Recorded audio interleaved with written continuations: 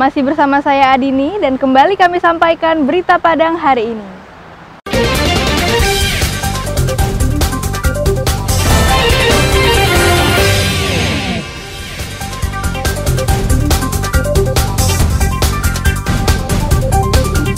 Selain tanah datar, Agam juga memperpanjang masa tanggap darurat hingga tanggal 8 Juni mendatang.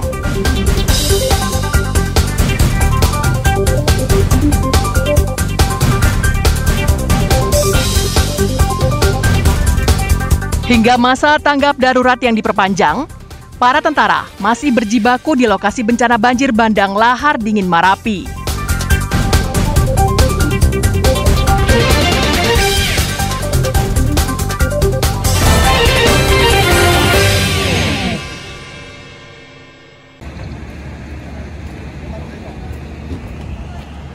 Hampir 3 pekan berlalu, tentara dari berbagai angkatan dan kesatuan masih berjibaku di lokasi bencana.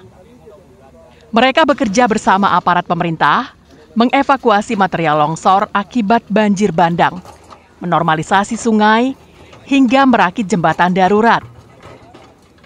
Evakuasi material banjir bandang dan normalisasi sungai adalah 2 pekerjaan besar yang ditangani pemerintah. Berbagai alat berat dikerahkan ke lokasi untuk membersihkan lokasi dari sisa lumpur yang mengendap. Tak hanya itu, beberapa aliran sungai yang berkelok-kelok diluruskan Balai Wilayah Sungai 5 dengan cara membuat aliran sungai yang baru mengikuti aliran banjir lahar dingin. Karena jembatannya dibangun tetapi sungai tidak dinormalisasi sama saja. Hari ini bisa kita lihat di atas sudah dibuat jalur potong yang tadinya untuk aliran air dari hulu sungai di atas gunung menuju ke jembatan Simpang Bukit ini ada tikungan. Bisa kita lihat di sana sedang dikerjakan oleh Kementerian PUPR, sudah dipotong jalurnya sehingga tidak ada lagi harapannya bila mana terjadi peningkatan arus dari lahar dingin ini tidak berimbas kepada pemukiman yang ada di masyarakat. Semangat tentara yang selalu dekat dengan masyarakat dan selalu berada terdepan pasca bencana terjadi diapresiasi oleh Ketua Umum Dharma Pertiwi. Menurut istri Panglima TNI ini, prajurit menjadi salah satu pilar yang memiliki peran besar dalam menanggulangi bencana di tanah air. Termasuk di Agam dan Tanah Datar, 2 daerah terdampak paling parah.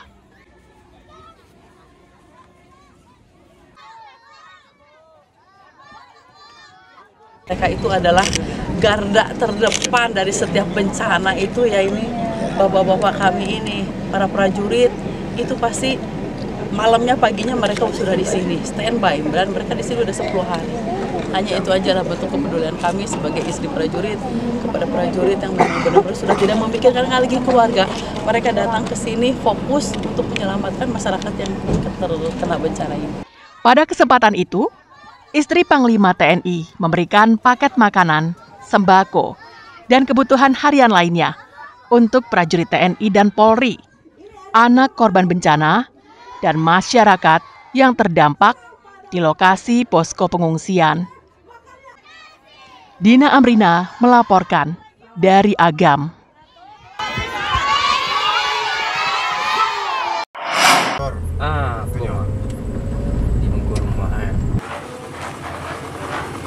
Polisi dari Unit Perlindungan Perempuan dan Anak Polres Pariaman menyatroni rumah seorang guru berinisial A yang tinggal di sebuah kompleks perumahan di Kecamatan Pariaman Selatan pada Minggu malam.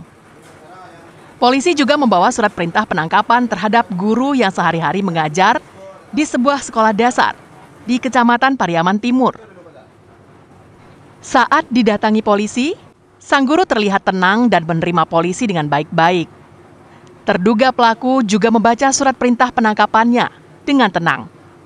Meski tidak melakukan perlawanan, sang guru tidak mengakui perbuatannya. Namun demikian, polisi tetap membawanya ke Polres Pariaman untuk menjalani pemeriksaan lebih lanjut. Guru A ditangkap berdasarkan laporan orang tua korban yang mendapatkan pengaduan dari anak perempuannya. Korban dicabuli tersangka di ruang kelas ketika jam pelajaran selesai dan sekolah sepi. Korban juga diancam untuk tidak melaporkan kepada siapapun kalau ingin nilai mata pelajaran yang diajarinya tinggi. Ya, untuk tersangka diduga melakukan terhadap murid SD, ya, telah kita amankan penangkapan di rumahnya sendiri yang beralamat di pada sekitar pukul 1.00 Tersangka sendiri statusnya? Untuk tersangka status ASN, ya, ASN di salah satu SD di Pademan Timur. Polisi masih melakukan penyelidikan kasus ini guna mengungkap berapa banyak murid yang sudah dicabuli oleh tersangka. Eki Rafki melaporkan dari Pariaman.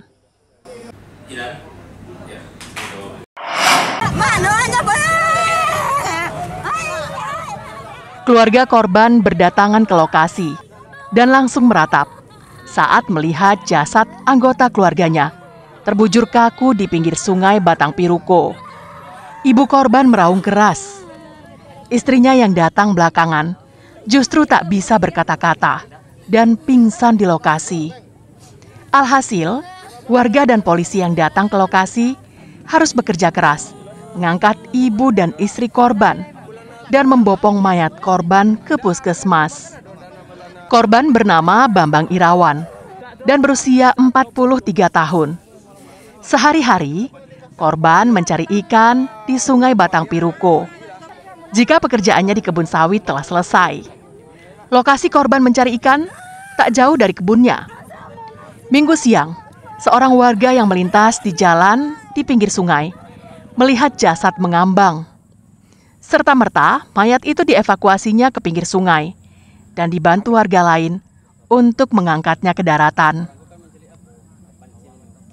Kita lewat situ, kita mungkin sama Bambang itu. Kita angkat, bawa ke sini. Sampai di sini nggak kuat mana naikkan dia pinggir nih, kita bantu sama orang tadi. Tim Inafis Polres Darmasraya yang melakukan olah TKP tak menemukan tanda-tanda kekerasan di tubuh korban. Pendapat yang sama juga disampaikan oleh puskesmas, sehingga polisi berkesimpulan jika korban meninggal bukan akibat tindakan pidana.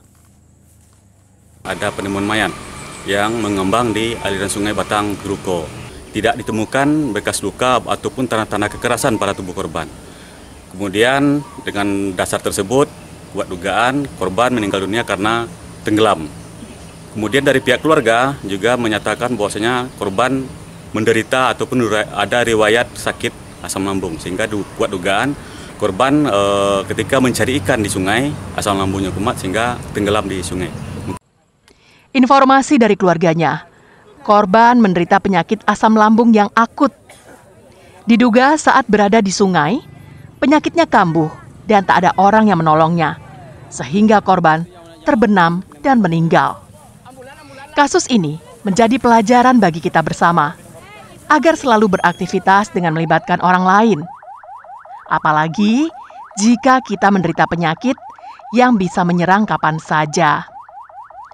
Eko Pangestu melaporkan dari Darmasraya.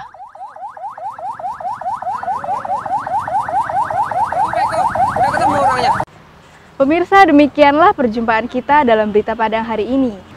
Saya Adini dan tim redaksi yang bertugas pamit undur diri. Selamat beraktivitas dan sampai jumpa.